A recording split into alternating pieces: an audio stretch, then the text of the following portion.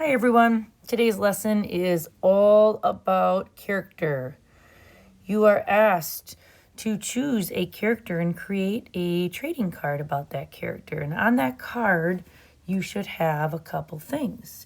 You should for sure have the character's name and an image and at least 5 characteristics. So I gave you a sample here of some characteristics that you could include in your trading card. Now, you don't have to, but here are some things that you could. I chose to highlight or spotlight Jonas from The Giver.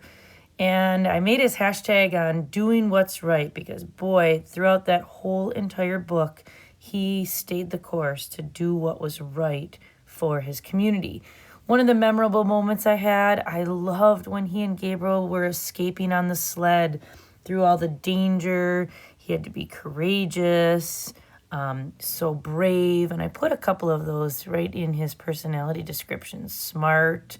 I thought he was really funny too with his friends, and empathetic. He really could put himself in someone else's shoes. I don't know why these did not come with a little period at the end. I also included his beliefs and his strengths. He always believed in making a difference, and he truly believed in taking a risk. And I know that his strength was really, really empathy.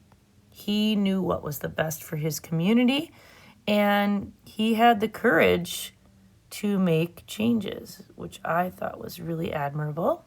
His weaknesses, I thought he could be overconfident at some times because overconfidence could cost him lots of risks, lots of danger, leaving his family.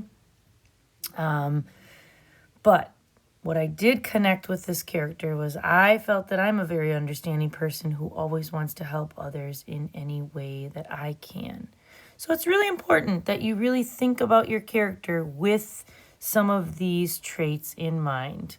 Connections, weaknesses, strengths, beliefs, personality. Go back right in the text and think about that memorable moment.